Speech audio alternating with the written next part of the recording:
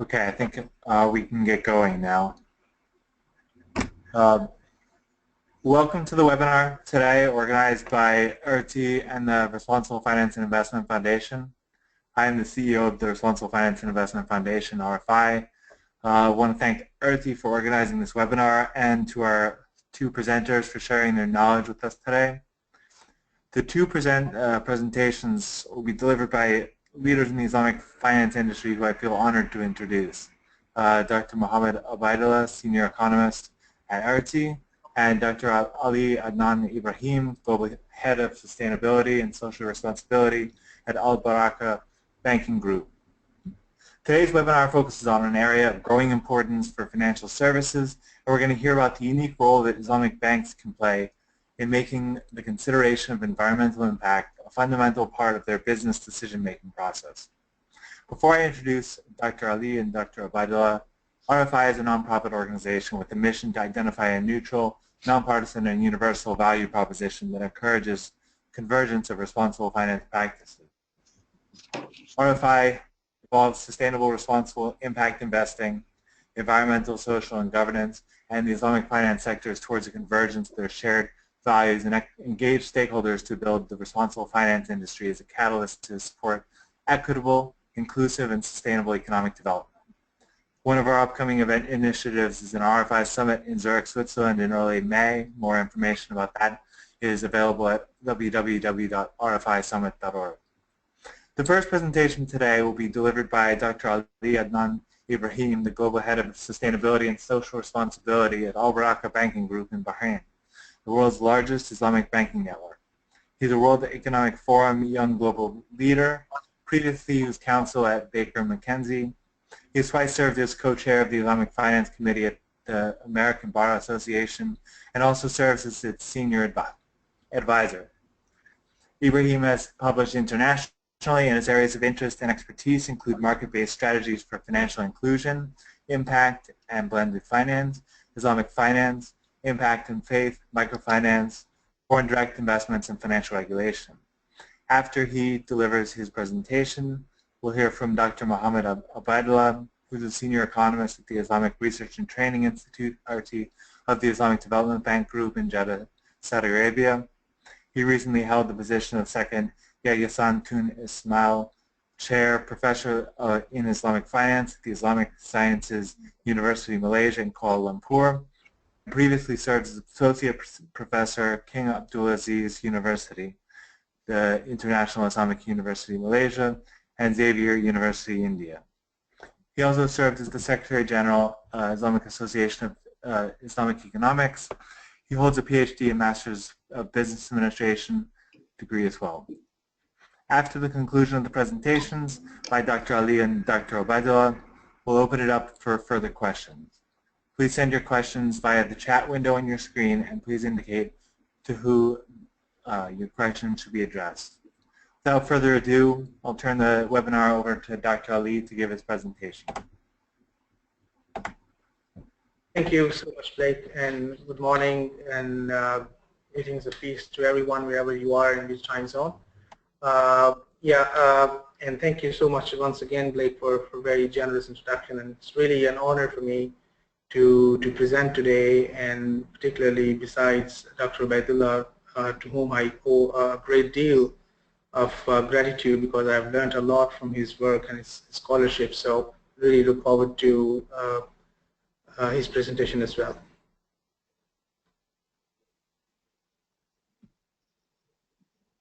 One second, please.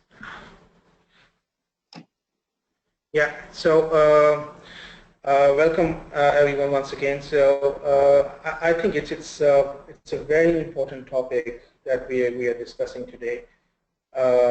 Also because I am able to relate to it. A few weeks ago, I was sitting with some of the pioneers of the Islamic banking industry, and one of the themes that they were discussing, all the elders who were involved in the construction and all the establishment of the industry in the 70s, what they were saying is that perhaps from the branding side, Islamic finance or Islamic banking, Islamic is not really the right phrase to introduced the industry. In essence, it is very much a socially responsible and ethical banking or ethical finance. But this is something that they have been discussing, that how we can move away from that, because now people think that this is a faith-based financial services industry. This only provides services to the adherents of its faith, and not to the others. And actually, the reality is absolutely different. And the Islamic finance industry is actually open to every faith, and even those who do not believe in any faith. And I give you an example. A few years ago, when we had the some kind of civil uprising in Egypt, we, as in Baraka, Egypt, we received a massive migration of account into our bank from other banks, and most of them were Christians. And this is something that that was very surprising, and we started investigating, and there were other factors, but actually the Christians in Egypt, they felt so comfortable that they said that banking with Baraka makes a lot of sense, and also one of the factors was that it was secure, but on other accounts as well, they did not feel rejected by just the name that it was Islamic banking. So from that, I would like to say that responsible banking is actually the DNA of Islamic banking, and this is exactly what we have been trying to practice at Baraka. But at the same time, we have to understand the Islamic banks are different from the conventional banks from various factors, but at the same time, and there are so many commonalities. We are governed by the central bank just like the conventional banks. We are governed by the board of directors just like the other banks. We are also governed by the international governing regimes and regulations just like any other. But on top of that, we have another governance regime, which is the Sharia advisors. So Sharia advisors also look into what we are doing, and in some points, the Sharia advisory board is actually sometimes has more power than the board of directors. So they are appointed directly by the shareholders, and sometimes their mandate seemingly exceeds the mandate of the board of directors. So that's a very interesting model, and then coexisting with the global regime of, when we have excessive regulation for the market stability and for so many other reasons. Islamic banks are constrained to do as much as they would want to do, because it's just globally so much regulated industry. But at the same time, what we are trying to do is actually try to see how much we can gain within the regulatory leverage that we have, and try to address the core demand that we have, and then and come to the expectations and meet the expectations of our customers. And from that perspective, if we say, now I give you the example of Baraka Banking Group, we believe that our entire portfolio is socially responsible. But that is not enough to say how do we prove that. So we are in constant struggle to on a mission to actually prove that and actually exceed that. So a few years ago, like in 2011, when we started our refurbished program on social responsibility, at that time, everybody thought that Islamic banking and social responsibility are synonymous. The greatest challenge that we had was not that why we should do it or if we should do it. The greatest challenge that I faced from the board of directors and the senior management was, okay, what is it that you're going to do and how soon you can do it? So that's a very good problem to have. At the same time, that is the problem that really puts a lot of pressure on people to actually deliver something that is so meaningful. So that was a time when we started to see we are doing so much, but at the same time the general understanding was that it's just the donation giving or the charitable work or the non-profit work that is the responsible banking. But actually then we actually discovered that this is not, and that was not a new thing, that everything that we are trying to do needs to add value to the real economy, that needs to add value to the communities where we operate.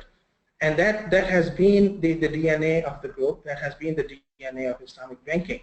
But then with this so much of capital market emphasis in the market, so much of transactions happening globally, this focus somewhat got lost in the industry. But we're very proud that we have been able to preserve that to a great extent, because we are proud to call that we are still the SME and micro enterprise bank, and we are in the commercial banking. We are not so much into the investment banking, because when we do the investment banking, it's very difficult to relate to the real economy as such, and even if we do it, it's very difficult to measure that. So the measurement challenge has been there, and I'll just come to that in a minute. So what we have been trying to do is that we have divided our social responsibility programs into 5 headings. So the first one that we measure is the philanthropic program, that how much we do just out of our philanthropic passion and the dedication. And then globally, we try to spend quite a lot of money on philanthropic contributions, which is absolutely in compliance with the central banks and all the anti-money laundering and other regulations. So it's a very transparent program, and we try to add value to the communities by just contributing. But that is just one tiny part of the social responsibility that we do. The other one that we have is Qard Hasan program, and Qard Hasan, which is like interest-free loans. So we do provide the money that comes back, but without any addition. So without any interest or without any profit or without any increase on the principal that we give people as a help out. So in the philanthropic, money goes, doesn't come back. In Qard Hasan, money goes, but only the principal comes back. And the third and the largest program that we have is the Economic Opportunities and Social Investments program. So we believe that our entire portfolio is socially responsible, but then the challenge is that how much of that we are able to measure. And we are constantly developing new tools to measure that. So one of the new tools that last year we adopted was that every new customer or the existing customer that comes for the renewal, the relationship manager actually sits down with them and not only takes notes on the credit and risk and other business growth data from the customer, but also we ask them that what are your aspirations about social contribution? How much socially responsible are you going to be? How many new jobs are you going to add? What new quality of life improvements you're going to add to your existing employees? What health insurance and education benefit are you going to give to the families of your employees and the staff? So with all of that, the dossier goes to the investment committee. So when the investment committee is looking at, let's say, a dossier of 10 applicants, and they need to approve 5, and all are equal on credit and risk, the investment committee then decides based on who has the higher social aspirations or social contribution targets. So we take that into account, that our financing goes directly to those who are socially more responsible, and also who are socially more aligned to the social responsibility. And that too also, we add one more thing into that. Last year we launched Baraka goals, which are 2016 to 2020, a 5-year program. We focused on creating 50,000 jobs, not giving 50,000 jobs, but creating 50,000 jobs in the economies. And also funding healthcare and funding education. So we pledged $635 million last year for the next 5 years. And most of that, actually 95% plus, is from the operation of our financing portfolio. And then Baraka goals are actually directly linked with 7 SDGs and 39 SDG targets. So we are trying to make the case, and we were, alhamdulillah, we were the first ones to come up with that. And I've seen that now UBS has also come up with a similar pledge. It's a much larger pledge of $5 billion for SDGs, but we started that with less than that. But we are very proud that our objectives are very aligned with the empowerment of people in different ways. So, and also we also see how many, if the customer's priorities are aligned with the Baraka goals or not. So based on that, we see annual data from all the subsidiaries in 16 countries and see how we are doing. So we are seeing that the more we are doing it, the more we are able to measure, and we hope that with the tools like this, we'll be able to measure more precisely and more accurately that how much our portfolio is socially responsible. And then we have a big focus on sustainability and sustainability on the business side and also on the back office side. So we are developing new financing tools on alternate financing, and we have encouraged our Jordan subsidiary is leading the game on providing tools and new transaction modes for alternate energy, and the other subsidiaries are also coming up with that. And on the back office side, what we are saying is that how much more energy we can conserve, and then how we are trying to reduce. We are trying to use more and more cloud-based services, so that we don't have to have physical servers in place. We are also trying to use more of the video conferencing so that we reduce our executive travels. And at the same time, we are also trying to use that for the customers, the same rationale, that how much environmental friendly the customers are. So I think soon we are going to start on that as well, that if the customer is more environmental friendly, then the customer is going to be treated more preferably and more preferentially, just like, so it will be added like not only the economic contributions to the communities, but also the environmental contributions to the society will also be one of the considerations in reviewing and considering the application for the financing. And on the other hand, the last program is that we do is that we allow our employees to volunteer for the social causes without having to take annual leave balance and basically use the office time, the minimum 50 hours a year. The employees can go and contribute to the social causes, and then they don't have to take annual leave for that. So every subsidiary has a different policy. Some have a higher threshold of the hours, and some has lower. But this is one of the mandated policies from the group, that all the subsidiaries should encourage and also allow this flexibility to the employees. So this is the combination of things that we are trying to say, that how the responsible financing and sustainability is part and parcel of our business operations. So eventually we hope that one day we can see that there is no asset or business operation in our balance sheet or in our business which is not socially responsible or which is not environmentally sustainable. So it's a journey, it's a travel, and we are on it. And I think I'm very optimistic that one day we'll be able to say that, and one day hopefully the entire Islamic banking industry will be able to say that, because the synergies are so much. The DNA of Islamic banking is so much inclined towards achieving the social good. There is no way that it cannot happen in our lifetime. So I'm happy to answer any question later on.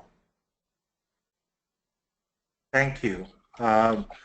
Before we go to questions, we'll have Dr. Obaidullah give a presentation, but I think that one of the key things that Dr. Ali brought out that we're going to discuss in more detail is the fact that environmental issues and social issues are not just add-ons to the business model, but they're sort of core to the mission of Islamic financial institutions. And so now I think we can turn to Dr. Obaidullah to give his presentation on what the Islamic Development Bank is doing from a multilateral development bank perspective.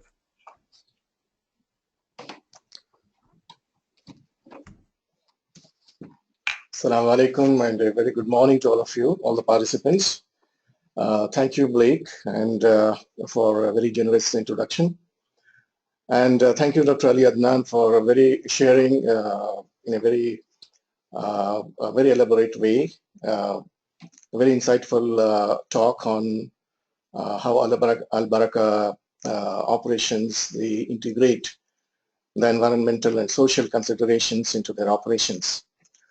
Now, as agreed with Blake, I would be sharing in my presentation a few ideas on how Sharia issues, how Sharia takes care of these environmental and social considerations, and how the Islamic Development Bank in particular in its operations has been integrating these considerations into its investment decisions. So to begin with, the basic idea that I would like to stress upon is we all know that the Sustainable Development Goals that have replaced the Millennium Development Goals, these are the goals that are going to set the agenda for the global financial services industry. That includes the Islamic commercial banks, that includes all financial institutions in the commercial and development sphere as well. And this is something that all the entire global financial services industry has to take into account in setting their agenda for the future. Now, interestingly, what we need to see is that most of these sustainable development goals, they basically they show a concern for people as well as for the planet. Now they converge with what we call the Maqasid-al-Shariah, the goals of the Sharia. And we see in the primary sources of Sharia, there are plenty of references to the preservation of natural resources, the avoidance of excesses, and the preservation of the environment, and so on and so forth. And therefore, any model of Maqasid al-Sharia that has been developed recently by Islamic economists, they have explicitly taken into account the environmental concerns.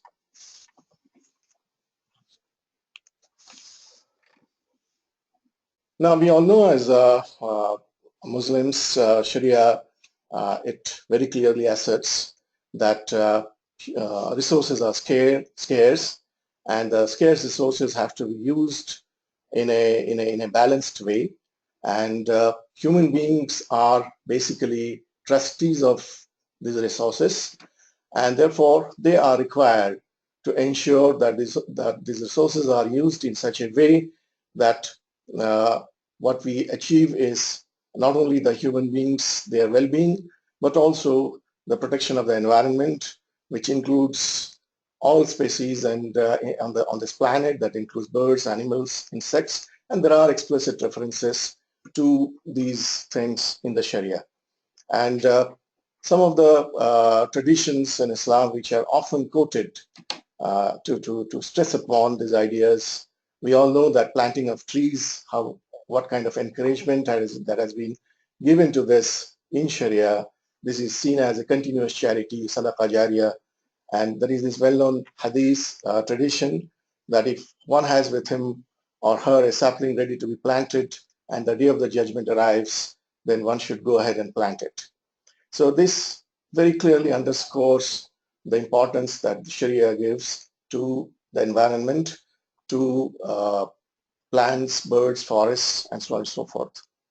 At the same time, Sharia also forbids willful destruction or deliberate destruction or extravagant usage of these natural resources.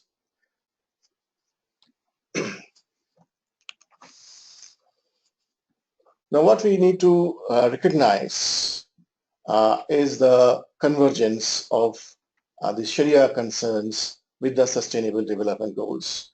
And if you look into the literature on sustainable development, we see three broad goals for the socioeconomic development. These include economic development, social inclusion, and of course environmental sustainability. Now then we see the Islamic finance principles, they essentially try to achieve these broad goals. The key ideas that need to be highlighted here about Islamic finance principles, we know that Islamic finance, basically it has a very large, a variety of tools which are considered to be fair and equitable for risk sharing. And we know Islamic finance rules out riba, which basically boils down to unbounded and therefore unsustainable debt creation. And also Islamic finance, there is a growing realization that these tools have not been properly used, or these have not been properly exploited. These are the tools of social welfare. And these social welfare tools like zakat, awqaf, and you have sadaqah. These are the tools that basically can be used to leverage concessional finance and the models for solidarity-based financing.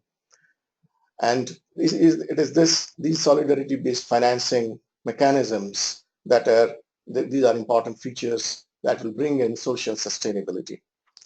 And we are also aware that Islamic finance, unlike traditional finance, has a much wider, I would say, a larger variety of instruments, both in the sphere of debt, equity, guarantees for risk management, and leasing based. Now these are a range of instruments that are available which can sufficiently address the environmental concerns.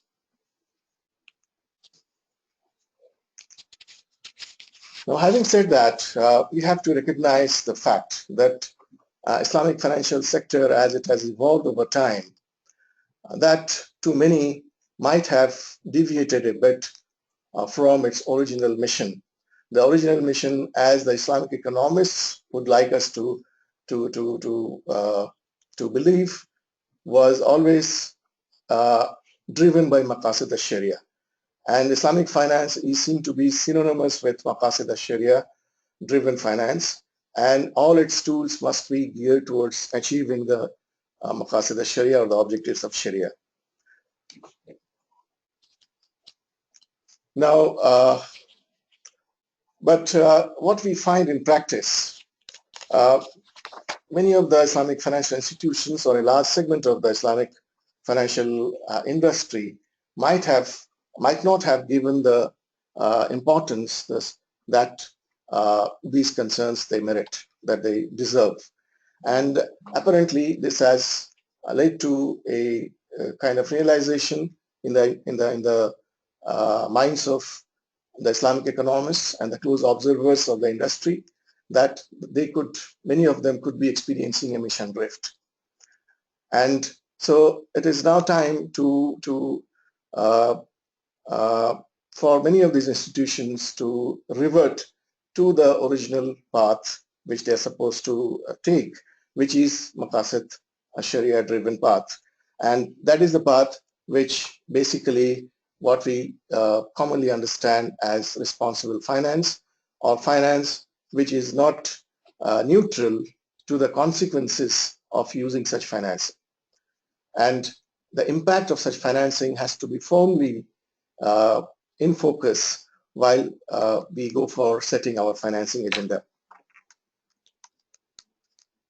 Now, these are it is certainly a heartening trend that responsible finance is taking roots, and we are achieving a greater and greater degree of convergence between Maqasid-driven Islamic finance and what we know as responsible finance.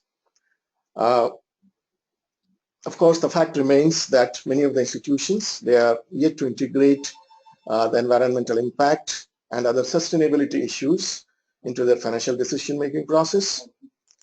But they are the new challenges which they have to face, and we are certainly going to see an increasing use of these issues, or increasing recognition of these issues, these concerns, in setting their financial agenda. Yeah, I think it goes without saying, from what we very briefly have discuss now, that once the Islamic financial institutions, they align their organizational goals with climate management, environmental and social considerations, they would actually be achieving both they will be contributing to the achievement of sustainable development goals. They will also be contributing to the achievement of Maqasid-al-Shariah or the goals of Sharia. In the next part of my presentation, I'll basically be taking you through the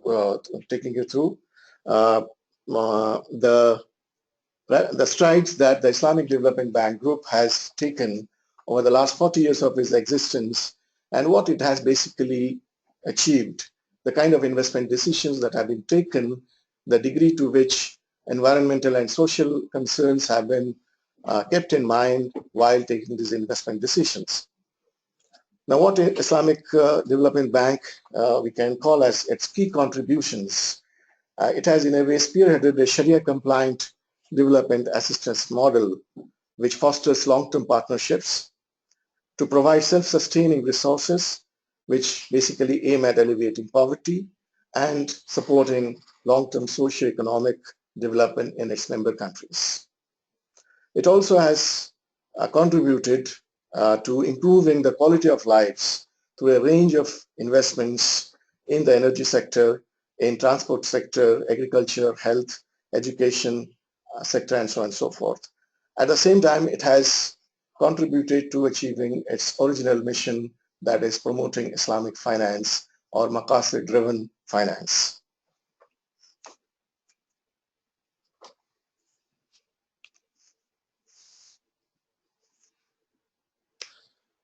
And it has, of course, contributed in terms of sharing best practices in Islamic finance and expertise in the field of Islamic finance. It has contributed in establishing Islamic financial institutions and creating innovative Islamic finance products, and additionally contributing to economic cooperation between the member countries. This is the vision statement of IDB Group, and you can very well see how much it is governed by the concerns about social cohesion and social prosperity. It aims at achieving comprehensive human development in the Muslim world and help restore its dignity. That continues to be the vision which drives all action in the IDB Group. Now, these are the 4 strategic objectives. You can see the very primary strategic objective before the IDB Group is to promote inclusiveness and solidarity that would govern, that would basically seek to address the needs of the poorer and the marginalized communities in the member countries and the rest of the world. And of course, improving the connectivity for growth, promoting cooperation among the member countries. And the final and the predominant goal remains to be the development of the Islamic financial sector. These are the strategic pillars to build economic and social infrastructure through various interventions, encouraging the private sector so that private finance could get a boost, sit on the the generous funding that is provided by the IDB Group, to foster inclusive social development, promote cooperation between the member countries, and Islamic financial sector development. These are the 5 major strategic pillars, and there is a cross-cutting strategy, that is capacity development, to achieve all these 5 strategic objectives. Now, one can see here that environmental concern or social concern is, though it is not very explicitly mentioned as a strategic pillar, but it is an underlying theme when we talk about promoting Maqasid-driven Islamic finance, when we talk about improving the lot of the poor and marginalized communities. Then we see that environmental and social concerns are very much the underlying themes. Of course, in this framework, the document that really outlines the future strategy of the Islamic Development Bank, which is the 10-year strategic framework, there is an explicit mention of the environment as well. It is as a strategic imperative, which IDB considers as its primary duty to help member countries adapt to the rapidly changing global environmental changes, accelerating urbanization and resource scarcity, to addressing resource scarcity.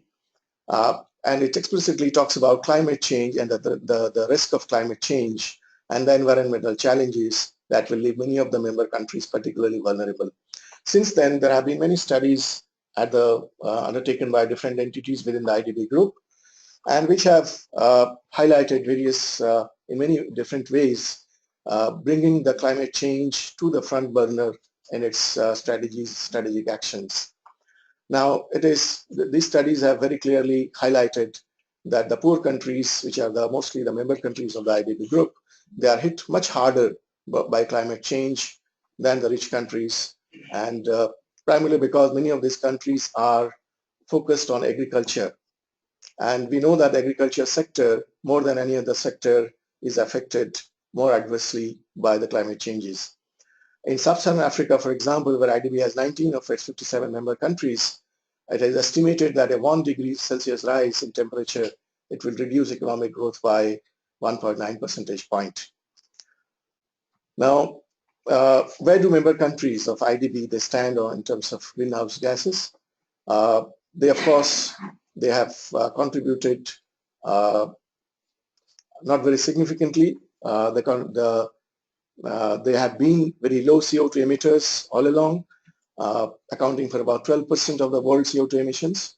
But what is alarming is that these have nearly tripled over the last 2 decades, and that is quite alarming, which again brings environmental concerns to the front burner.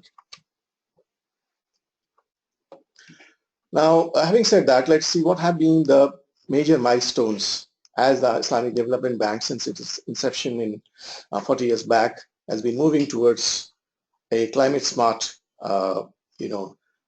framework and moving towards climate smart investments. Basically, we now find that the IDB group, it is now a requirement that environmental protection has to be a component of all project documents. So essentially all project evaluation that takes place for the IDB investments, they have to incorporate the environmental protection as a major component. It announced a setting up of a climate change fund in 2007. That was another major milestone. It has drafted environmental safeguards, statements and commitments. It has adopted the energy policy calling for more renewable energy financing. And in 2014, it launched the Renewable Energy for Poverty Reduction Program. Now we know that climate change, when we talk about climate change or in climate change discourse, mitigation and adaptation, these are 2 very common terms. And interestingly, what we find, many of the projects that have been financed by IDB over the last 4 decades or so, it is very clear that very large number of projects have indeed been directed at mitigating the climate change impact, and an equally large number of projects, they are dedicated to or they have contributed to climate change adaptation. Now if we look at only the mitigating projects, these are estimated by in-house research that since inception the total financing of about $2.7 billion US, they have been invested in renewable energy projects. And out of the total portfolio of IDB, 6% of its total IDB operations, they have been allocated to climate change mitigating projects. And these projects, they have been in the areas of renewable energy, hydropower, power transmission, which are related to evacuation of electricity from hydropower plants, and urban transport. These are the projects which have really contributed to climate change mitigation. And what is interesting to note is that annual allocations, they have steadily increased over time, and they have peaked at 16% in 2016. Here is the time series trend in the investments that have been made on climate change mitigating projects. And one can clearly see the upward trend here. And if you talk about regional dispersion of this climate change mitigation projects, we find that the Asia accounts for a very large percentage, about 57% of the projects, which are basically hydropower projects and clean energy projects. A large part of investments have gone into Asia, into countries in transition, primarily because of the abundance of hydro resources in these regions. These are some of the success stories. Of course, we are not going to elaborate on them. If those of you who are interested in these case studies, these are short case studies on some of the interesting projects, then we will be more than happy to send it to you by email. The four success stories that I have for you here, one is the Tajikistan project, where 8 mini hydropower plants, 5 of which were financed by ISDB in various remote and rural areas. We have a 4 renewable energy projects in Turkey. Out of this, 2 hydropower dams, 1 solar plant, 1 wind plant. These are some of the recent initiatives by the ISDB group. Out of the total project, 15% was contributed by the Islamic Development Bank group. And there have been interesting cases elsewhere also. ISDB invested in a multi-country project called Manantali Hydropower Project. This involves cross-border cooperation between Senegal, Mali, Mauritania, under the aegis of Senegal River Basin Development Authority. And finally, we have the success story of Bangladesh, where the mini solar home system has really taken off in a big way. This is again a project which has been financed by multiple international donors, multiple development banks. And starting from a target of about 50,000 installations, it is now seen that about 100,000 installations are made every month. And it is targeted that by 2014, there will be 2.5 million installations of mini solar home systems. Now coming to climate change adaptation projects, we find that since inception, the total financing of about $9.7 billion have been made in such projects. These are primarily in the nature of agriculture and rural projects, which are driven largely by the need to enhance food security with the objective of increasing the resiliency to climate change risk and how these countries are going to adapt to the climate change related damage, to the climate change related losses. These projects again account for about 11% of the total ISDB investments, and they have gone into areas mostly in integrated water resource management, which includes irrigation, and also in areas of which are essential for increasing the productivity of agriculture and food security. These have been in the nature of access to improved seeds, fertilizers, livestock, including aquaculture and apiculture, forestry, agroforestry practices, and so on and so forth. Again, we see a very sharp spike there, a very steady increase since 2012. The projects which have been financed in the climate change adaptation domain, they're very steadily increased, specifically over the last couple of years. And this is the climate change, this is the regional distribution of climate change adaptation projects. What we find Africa, for good reasons, accounts for a major part of such projects. It has invested in 66 projects across these 3 regions, and this is the distribution before you. And basically because largely agriculture is rain-fed in Africa, most of the ISDB projects in these areas are in this region. Again, here we have some success stories. Again, I'll be more than delighted to share with you small case studies on this. We have the regional project on building resiliency to recurrent droughts in Western Africa. We have the project for Bangladesh for improving access and to improved and certified seeds which can better withstand the floods which are very, very recurrent in Bangladesh. And we have the success story of water harvesting project of Sudan, which goes a long way in adapting to climate change in these regions. Another interesting project, recent study, and we're more than happy to share the preliminary findings with you. We at ISDB examined a very large number of project evaluation documents just to see to what extent the environment-related issues have been addressed since inception. And we ran a text analytics software on the entire range of 460 project documents that we could lay our hands on. And we found in almost 1/3 of these documents, of these projects, the term environment and sustainability, they appear. Now, of course, we intend to take the research further and to see to what extent the degree of emphasis that is given in the project evaluation stage, what has been the story so far, and that would perhaps tell us a lot about the key success factors of the IDB projects in addressing the environmental and social concerns. And hopefully we will share the findings very soon with you in another session. And finally, I think I will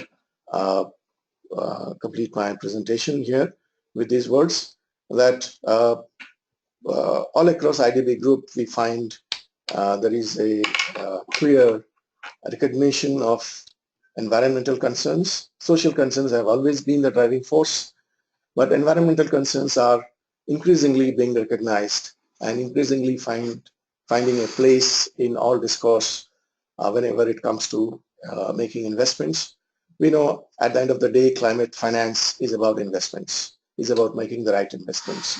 And some of the recent milestones that are going to shape this move is a partnership engagement of IDB Group with the government of Morocco on adaptation of African agriculture.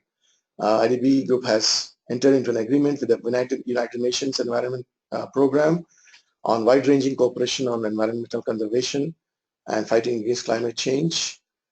And overall, we find IDB has earmarked about $150 billion. That's the kind of investments that has been earmarked for realization of the Sustainable Development Goals in general.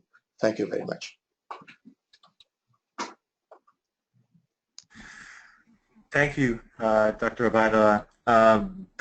It's great to see the commitment of the Islamic Development Bank to the SDGs, and I think that the commitment that was made in Addis Ababa is about 1.5 times, if not larger, the commitment towards the Millennium Development Goals. So the commitment's been in place for many years, and it's growing, and so I think that should be an inspiration to the Islamic financial services industry to follow that lead. Now we will take questions, and we are still taking questions through the chat box from anyone who has a question, and please note who you would like to answer the question. And while we're waiting for some additional questions, we'll start with one for Dr. Ali. When you spoke of environmental and social impact data that's collected along with credit risk, is that viewed as a tiebreaker or a new source of financial value? I'm not sure what you mean by tiebreaker, but I think what we are trying to see is, because it's banking and we are not into project finance, we are not into investment banking, what we do is a wholesale commercial banking. And that's a very, very highly competitive space. And so, we have to strike a very fine balance between losing a customer and preserving our values. So what we are trying to do is that we cannot in any way compromise on credit and risk for the health and safety of the financial system and the institution. So what we are trying to say is that who are the customers who are equal on credit and risk, but yet they have a high promise on social responsibility and soon to be on sustainability as well. So these are the things that we are trying to see how best we can navigate this balance on the environmental sustainability. So let's say if a coal miner comes for financing, now it would be very, very difficult. So if you are project financing a mine, you have equator principles, you have other principles, you can still do it. But then if we want to uphold our sustainability and environmental considerations, it would be very difficult on paper to finance a coal miner for the mining operations for financing. So I think these are the questions. But at the same time, for an SME or for an urban customer, the considerations could be different. So we are actually trying to find the right balance for us to actually screen out the customers or screen in the customers based on the environmental considerations. Would love to have any thoughts if you have any, or if some of the participants have any. Thanks. If there is a question perhaps for me regarding the Islamic Development Bank, which is, if I read it correctly, what are the rationale that move Islamic Development Bank from its CSR initiatives and establishes sustainable social programs.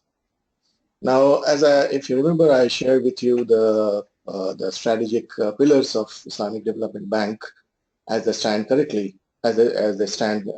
currently. Now, when Islamic Development Bank was established, it had the original mission to serve the poor and marginalized communities in the Muslim world, which is where, if we look into statistics regarding poverty, we find most of the poorest of the poor countries, most of them are members of the Islamic Development Bank. So poverty alleviation was the main driving force behind the Islamic Development Bank, and the second, if not in any way inferior to the original mission, was the promotion of Islamic finance. Islamic Development Bank was mandated to seek economic development in the poor and marginalized communities in the member countries, but using Sharia-compliant, using Sharia-based instruments without violating the basic belief systems of these societies. And there have been studies, of course, on financial inclusion in the member countries of the Islamic Development Bank.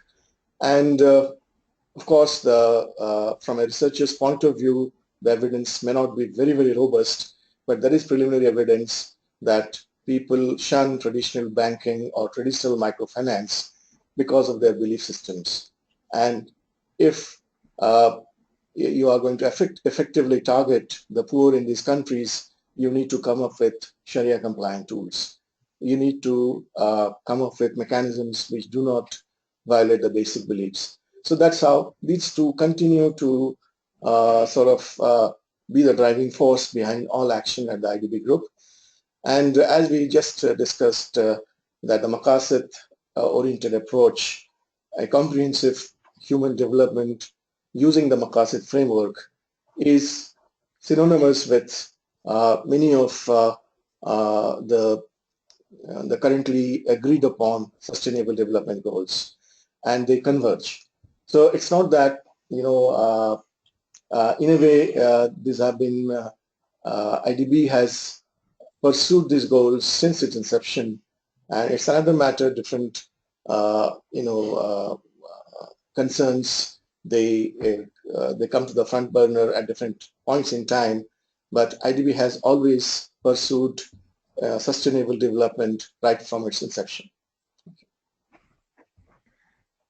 Thank you. And we have a related question on that, and what you mentioned earlier on the role for Islamic social finance in the overall picture. How does the Islamic Development Bank approach Islamic social finance tools to help engage on projects that may not be viable on their own, just on pure financial? Question, Blake? How does the IDB leverage Islamic social finance to bring greater resources to bear on social problems? Yeah, I must admit that the IDB has, of course, been at the forefront when it comes to uh, mainstreaming Islamic finance tools. And many of the current financing mechanisms, they are they are centered around murabaha. But the Islamic social finance tools have also their importance has been recognized always. Specifically, the importance of zakat and waqf, as things stand now, they are very much a part of IDB's Islamic microfinance model. When IDB designs an intervention, what we call Islamic finance based model, now IDB has its own unique model which gives due importance to the tools of Islamic social finance in addition to the for-profit tools like murabaha. It is recognized by the IDB experts that you cannot perhaps serve the poorest of the poor with for-profit tools, with murabaha alone or salam by salam alone. You have to look at ways and means to bring them up or to make them bankable or to make them economically active. And to bring them to that level, you need to use the Islamic social finance tools like zakat and waqf and sadaqah perhaps. So these have been in a very integral part of what we call the IDB Islamic microfinance model. And of course, the safety net mechanisms are also in place. Whenever is a particular region, let's say it faces a natural calamity, then you cannot go with for-profit microfinance tools to address their concerns. You have to go to them with Islamic social finance tools. You have to go to them with what we call Islamic humanitarian finance. And it is only in the next phase, you can think in terms of skill enhancement. You can think in terms of providing them for-profit microfinance. So that's how at the Islamic Development Bank, as we have seen many successful projects in the field of Islamic microfinance, they have been composite interventions. They have made use of composite tools which use zakat, waqf, which use qard hasana, and which also use for-profit mechanisms like murabaha, but at different stages of intervention based on the preparedness of the beneficiaries. Thank you. Thanks. Dr. Ali, we have a question about consumer preferences for the type of social responsible approach that you said is coming from the management level. Is that reflected also in the consumer base? Yeah, I think it's a very interesting observation. I would say it's a mix of both. It's a mix of both for a market segment in kind of developing countries. So if you have SMEs and small businesses in rural areas or maybe not in the megapolises, then they are in this always in a survival mode. Now, asking them to incur extra costs to be environmentally friendly or eco-friendly because their operations are already very minuscule, and to expect them to do even more than that, it may be something worth noting that may not work. So what we believe is that empowering our customer and then on their road to further success, we try to encourage them to look into the environmental considerations when they become relevant. And from the management side, yes, we think that we need to be a step ahead of our customers. And now with the highly informed customers in the urban centers, particularly the young people, we are actually seeing a lot of demand for for more responsible banking. They want us to see, and they want us to basically demonstrate how we are more responsible than the others. And it's just not so some PR spin is not going to do it. We really need to believe in the cause that we are doing, and then do it. And that's why it really helps us, because we believe in it so passionately, and that has inspired our customers in many instances, because we're not really doing it to please our customers. We are doing it because we believe in it. So that has actually made a lot of difference in our experience. So the management, from the management side, yes, our conviction and practice based on conviction has really inspired our customers. Okay, thank you. So I think at this point we are almost out of questions. I think we have one more for Dr. Obaidullah about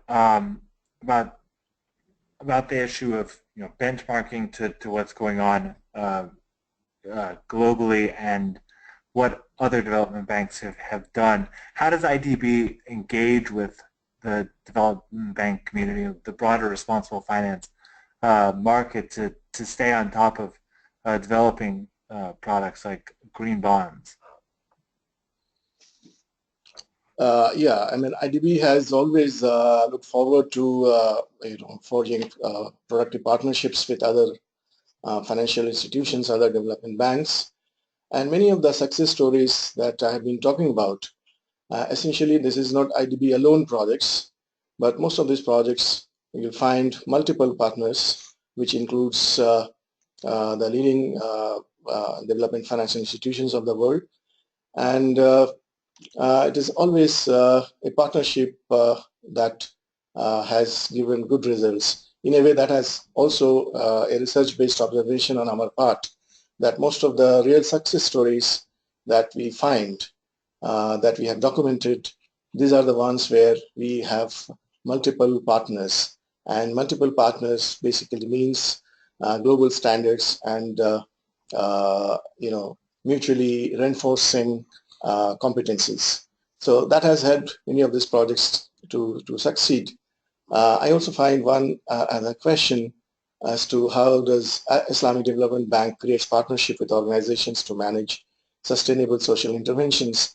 Again, I would like to, we would love to share with you some such success stories, some case studies where such partnerships have really been successful, and they really make interesting reading, make interesting analysis as to what have been the key factors. And the key factor really comes out to be the partnership between the multiple players in this domain.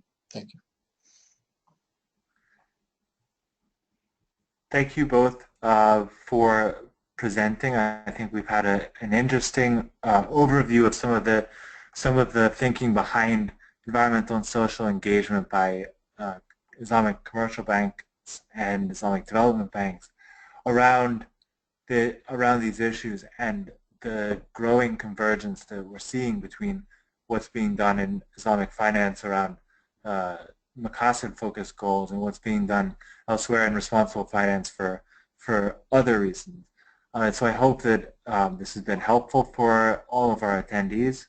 I thank Dr. Ali and Dr. Obaidullah again for their time, and thank you to RT for organizing this webinar. And I think with that, we'll close it. Thank you all. Thank you so very much. Thank you. If I may just add, there have been requests for sending the presentation slides. Inshallah, we'll be sending these presentation slides to all the participants by email. And those of you, again, once again, who are interested in further engagement with our researchers, you are most welcome. Thank you very much. Wassalamu alaikum wa rahmatullahi wa barakatuh. Hello. Thank you.